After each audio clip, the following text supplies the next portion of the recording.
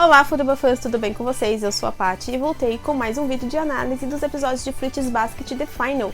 Hoje nós vamos conversar sobre o episódio 3, mas antes de começar eu já vou pedir para vocês deixarem o seu like e o compartilhamento, além de pedir para vocês nos seguirem para não perder o nosso conteúdo se você ainda não é inscrito, ok? E ativa o sininho, que senão o YouTube ele não manda as notificações. Então bora começar falando que esse episódio hoje ele foi um episódio sobre despedidas e também nos apresentou um pouquinho mais da história da Mati, né? Porque todo mundo fica falando, ai, porque o Yuki ele tem que ficar com a Toru, porque ele combina com a Toru, eu não gosto da Mati, porque a Mati é sem sal, porque ninguém sabe nada sobre ela, mas a gente começou a entender um pouquinho mais sobre o passado da Mati e a gente viu quão ela é parecida com o Yuki e quão o Yuki entende ela, né? Porque ele meio que se enxerga nela também, ele meio que entende o que ela tá passando, então ele tenta de alguma forma ajudar ela, assim como ele foi ajudado também. E gente, se eu ficar coçando o nariz durante o vídeo é porque minha rinite tá muito atacada. E aí o episódio ele começa com a Mati observando na janela, falando que não queria que nevasse, né? Porque ela percebe que começa a nevar e ela fala, eu não quero que neve, a gente já tá na primavera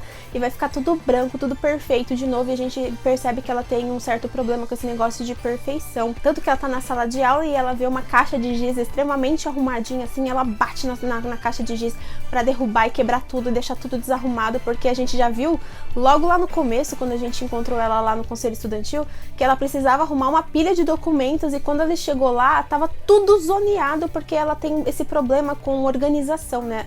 Ela parece que quando as coisas estão muito bem organizadas, aquilo deixa ela desconfortável, ela não consegue trabalhar num ambiente totalmente organizado, porque aquilo remete aos traumas que ela tem da infância. E aí, as meninas, né, da sala de aula vão lá no conselho estudantil reclamar da Mati, porque ela derrubou o negócio, arruinou a caixinha de giz, que ela tem problema porque ela fica toda hora fazendo isso, desarrumando as coisas. Até falam que ela tentou matar o irmãozinho dela quando ela era criança.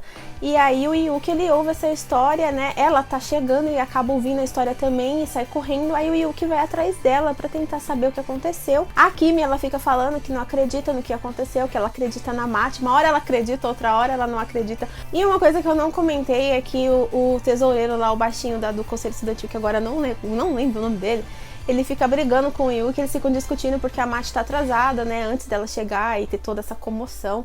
E aí ele fala que ela tá atrasada, que é sempre assim. Aí o Kakeru começa a azucrinar ele, falando que ele tá com ciúmes do Yuki, porque ele é baixinho, porque o Yuki é perfeito, o Yuki é cobiçado por todas as mulheres, que ele tava com ciúmes do Yuki por causa da Mati. Ah, não é possível, você gosta da Mati. Ele, não tem nada a ver uma coisa com a outra. Eu estou falando que ela deveria ter chegado aqui e tal. E eu tô falando disso porque depois a gente vê a historinha desse menino, né, mais pra frente, o que aconteceu. Aí eu sei que o Kakeru resolve levar o Yuki na casa da Mati, né, porque ele fala assim, olha, eu ouvi essa história também, né, porque a gente sabe que o Kakeru é meio irmão da Mati, né, e tem aquela história de ter os filhos lá, que vai herdar o grupo, não sei do que, e a Mati tinha toda aquela pressão dela ser perfeita, né, a mãe dela ficava fazendo ela ser perfeita, e aí ela até que, tipo, ela ficou do jeito que ela é. E aí o Kakeru fala, a história que eu ouvi também das pessoas é a mesma coisa, que ela tentou fazer isso e tal, né, mas eu não sei se é verdade, a gente nunca vai saber se é verdade se a gente não tentar falar diretamente com a fonte. E ele acaba levando ela na casa da Mati, sem a permissão dela, né, sem ela saber. E aí chega lá, né, tem o Mar da Podridão 2.0, né, igualzinho quando a Toru chegou na casa do Shigure, que tava aquela coisa maravilhosa, né, 3 homens morando junto, tudo zoneado. Ele chegou lá e a casa dela também tava toda zoneada, coisas quebradas, coisas espalhadas, lixo espalhado. E ela ficou morrendo de vergonha, né? Porque a gente sabe que ela gosta do Yuki. Na hora que ela viu ele na porta, ela falou, oh, meu Deus, não acredito, o que você tá fazendo aqui? Por que você trouxe ele aqui, Kakeru, tal, tal? E aí o Kakeru pegou, ele falou que ele ia jogar o lixo fora. Inclusive, no meio da bagunça lá, ele entregou um sutiã dela pro Yuki e a bicha ficou...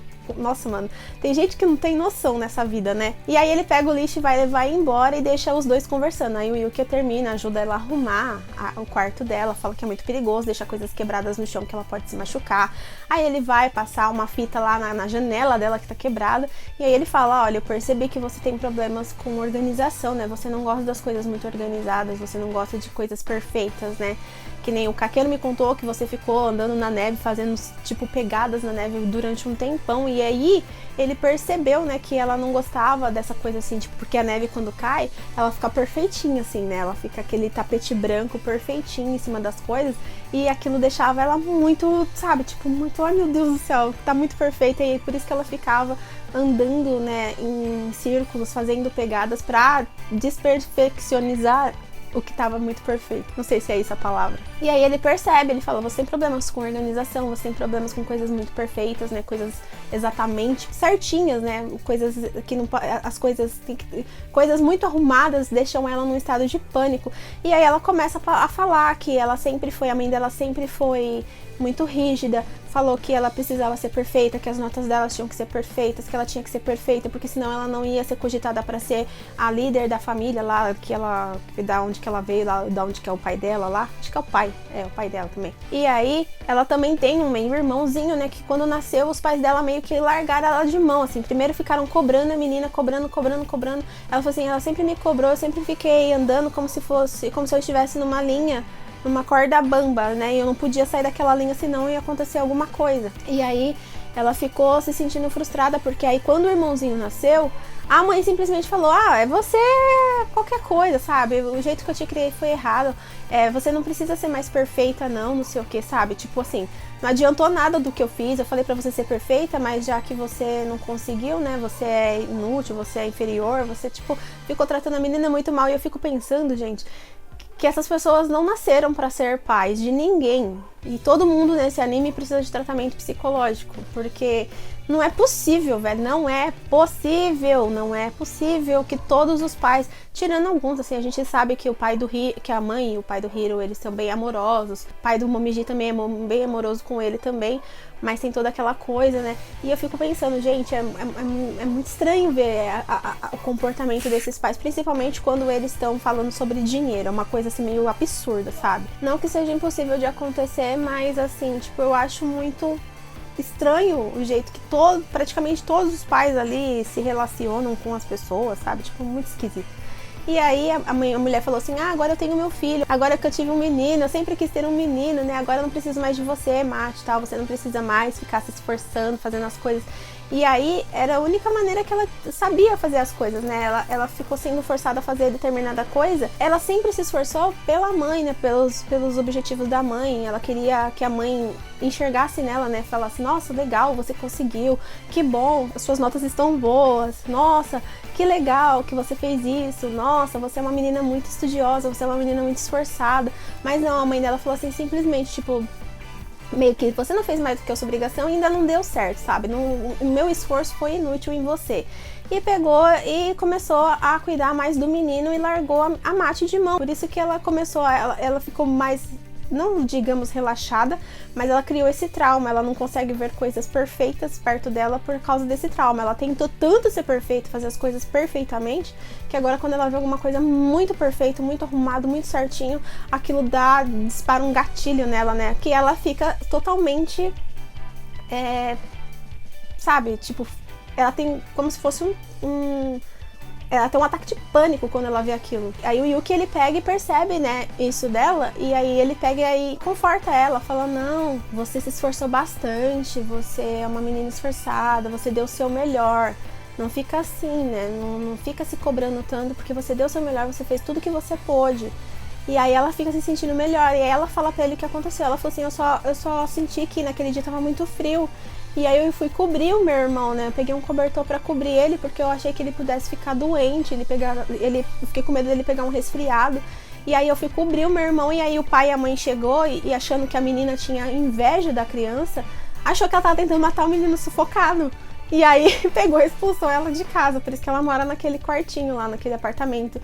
Porque achou que a menina ia matar, e ela simplesmente estava preocupada com o irmão, que ela queria cuidar dele, né? E pra ver como as pessoas criam monstros nas suas cabeças que não existem. Ela simplesmente projetou na menina um monstro que não existia, porque ela achou que porque a mãe tinha tido um outro filho, que agora que ele seria o herdeiro do negócio, a menina tinha ficado com ciúmes, tinha ficado com inveja e ia tentar matar o menino, sabe? Sim, porque sim. E aí ele fala, tipo, fica meio, né? E aí ele fala, não, olha, a próxima vez que nevar, eu vou com você junto, né? Nós vamos juntos fazer pegadas na neve.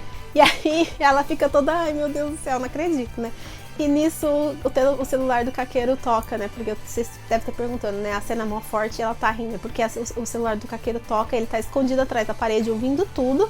E aí ele é denunciado pelo toque do celular que começa a tocar lá. E ela, não acredito que você estava aí ouvindo a nossa conversa. Ele, desculpa, vocês estavam quase se beijando. E eu aqui, mano, devia ter colocado o negócio no silenciador, né? No modo silencioso. Aí pra finalizar a história da Mati, a Mati ela fica muito feliz, né? Eles vão ter uma reunião no conselho, inclusive entregam pra ela de novo uma caixa de giz toda perfeita, assim, e ela já entra em pânico, assim. E aí o Yuki vai lá, quebra o giz, né? Pra quebrar e deixar imperfeita, sabe? E aí ele continua a reunião e ela fala que pela primeira vez na vida, a neve que ela tanto odiava, ela queria que nevasse de novo e fizesse um tapete branco, né? Que ela queria que a neve durasse um pouco mais, porque ela queria passear com o Yuki. Porque a neve que caiu no dia anterior, ela derreteu durante a noite, então eles meio que não viram a neve. Mas ela queria que nevasse pra ela poder ir passear com o Yuki. Finalizando-se essa parte da Mati. Aí a gente tem uma parte do Kyo e da Toru que estão arrumando as decorações da formatura do pessoal do 3º ano, e aí o Kyo quase sofre um acidente. Aí eu fiquei pensando, meu Deus do céu, se ele cair em cima da Toru vai ser um desastre. Mas, graças a Deus, o príncipe Yuki estava ali para salvar a situação. Ele caiu, né, mas ele conseguiu fazer com que a Toru não entrasse no balaio. E aí as meninas ficaram todas muito nervosas, né, a Hana e a Uo ficaram nervosas. Se você fizer alguma coisa com a Toru, você vai se ver comigo, né, se você machucar a Toru, né. E eles estavam todos nostálgicos porque todo mundo ia se formar. Aí nisso o Yuki, ele vai se encontrar com a menina do fã-clube dele, né, a mais velha, que também está no 3º ano. E que sempre ficou lá perto dele, ela sempre organizava as coisas e ela sempre gostou dele, a gente sabe que ela sempre gostou dele, então ela chamou ele atrás da escola pra revelar seus sentimentos, falou que sempre amou ele, que ele era uma pessoa muito especial, que ele sempre fez parte da vida dela e que ela desejava que ele fosse feliz assim como ela foi, só dela ter a presença dele, sabe, só deles terem conversado poucas vezes, dele ter despertado esse sentimento nela de felicidade, ela também queria que ele tivesse esse mesmo sentimento, porque ela sabe que ele não corresponde ao sentimento dela, mas ela sabe que ele sempre foi uma pessoa, ela por observar ele por muito tempo, acredito eu, que ela saiba que ele é uma pessoa solitária, que às vezes ele sorria só para poder ser educado, que ele era uma pessoa assim que queria participar mais das coisas, mas as pessoas mesmo por medo ou por admiração não deixavam ele chegar perto, então ela percebia todas essas coisas. E aí ela viu que depois que a Toru chegou, tudo mudou assim, né? O Yuki mudou, e depois que ele entrou pro conselho também, ele teve uma mudança, então ela falou, espero que você seja muito feliz,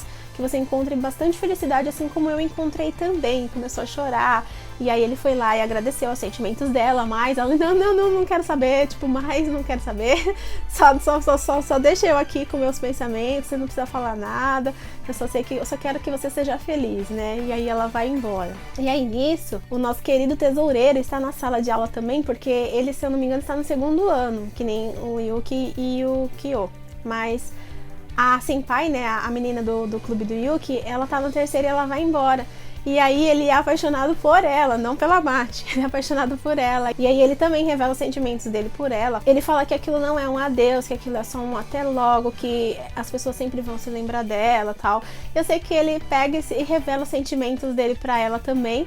E aí ela só agradece porque ela tem sentimentos pelo Yuki, aquela coisa, né? E ela até fica pensando nisso quando ela fala pro Yuki. Ela fala assim, não quero que você responda, porque eu posso também tá ferindo sentimentos de alguém pode gostar de mim, e aí eu tô me declarando pra você. E aí ele fala, como o presidente fulano, né, o presidente do Ocleans, que gosta dela, né, e a gente sabe que ela não tem sentimentos por ele tem sentimentos por ela, só que o outro pequenininho também tem, e aí fica nessa coisa, e ela só agradece, né, aos sentimentos dele e vai embora. E aí fica aquela coisa, porque assim, nem sempre a gente calha de gostar da mesma pessoa na escola. Você gosta de uma pessoa, a pessoa gosta de outra pessoa, que gosta de outra pessoa, que gosta de você, que gosta de você. Fica aquele balaio de gato, né? Então ela preferiu falar, não quero saber de respostas. Assim, ela entende os sentimentos dele, ela já sabe dos sentimentos dele.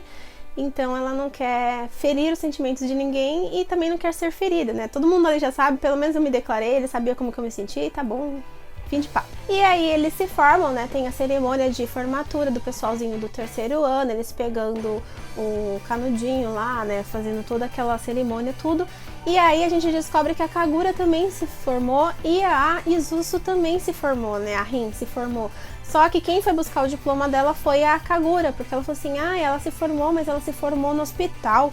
E aí a Kagura fica se perguntando, ela pergunta pro Shigure e pro Hattori, mas que hospital é esse, né? Todo mundo fala que a Rin tá no hospital, e aí todo mundo que eu pergunto, ninguém sabe me dizer onde fica esse hospital. Aí o Shigure até fala, é melhor você parar, sua mãe não falou pra você não ficar investigando, mas ela sente que alguma coisa está errada. E, inclusive, no outro episódio, eu não comentei o fato dela ter sido pega pela mãe da Akito. E ela pode ter sido feita de refém, né? Ela pode estar presa em cativeiro. E aí a gente descobre, né? A gente vê uma pessoa saindo de um lugar com uma tesoura na mão. Eu acredito que seja a Akito, pelo porte. Porque talvez se fosse a mãe dela, ela teria um cabelão comprido gigante, né? Batendo na bunda. Então eu acho que é a Akito. Saindo com uma tesoura e a gente vê alguns fios sendo levados pelo vento assim, e o episódio termina e dá a entender de que a Akito foi lá e cortou a juba da Isuzu, cortou o cabelo dela por inveja, né, porque se a gente olhar pra Rin e pra mãe dela, elas são muito parecidas, o jeito do cabelo, aquela crina gigante, né, de cavalo, né, aquele cabelo longo, brilhante, bonito, o corpo delas também parece com seios grandes, cinturinha. Acho que é por isso que a Akito detestava tanto, né, a Isuzu, por causa dela lembrar a mãe dela, o jeito, né, e o jeito da mãe dela de ficar se atirando pra cima dos homens, ela achava que ela era do mesmo jeito, por ela ter aquela aparência dela. E aí a gente já sabe que ela vai cortar o cabelo, né, porque no fechamento aparece ela deitada no colo do Haru de cabelo curtinho, então provavelmente vai ser nessa parte. Agora, o que causou esse acontecimento é que a gente vai ter que descobrir, e a gente vê que no próximo episódio é alguém falando Tadaima, né, estou de volta. Eu acredito que é a Rin que está falando, estou de volta, chorando e provavelmente aparecendo com o cabelo curtinho, e todo mundo vai ficar, meu Deus, o que aconteceu? Cadê seu cabelo? Não sei o que lá. Mas a gente vai ter que esperar pra ver o que vai acontecer. E é isso, eu espero que vocês tenham gostado desse episódio. Me desculpe se ficou algumas coisas muito confusas, mas é porque aconteceu muita coisa, assim, Sambil, foi muita coisa que aconteceu. E às vezes eu não consigo me recordar de tudo, às vezes, assim, a gente faz uma linha de raciocínio, mas às vezes faltam algumas coisinhas. E também desculpa pela demora, né, porque vocês já sabem do problema, então a gente só tem fim de semana pra gravar, então ele vai sair só de fim de semana. Espero que tenham gostado, se gostou deixa aí um comentário. Não se esquece que agora você pode nos ajudar se tornando um membro do canal, clicando no botãozinho aí embaixo no link na descrição, aí você vê as recompensas e ajuda se puder. Não se esquece também que você pode nos ajudar se tornando um inscrito, se ainda não é inscrito, compartilhando esse vídeo com seus amigos, deixando o seu like e também ativando o sininho de notificações, nos seguindo na aba de comunidade, nas redes sociais que é onde a gente posta todos os vídeos e tudo mais, e seguindo a gente também lá na twitch.tv/delcosplay, que é onde a gente faz as nossas lives. Eu vejo vocês no próximo vídeo, beijos e tchau, tchau!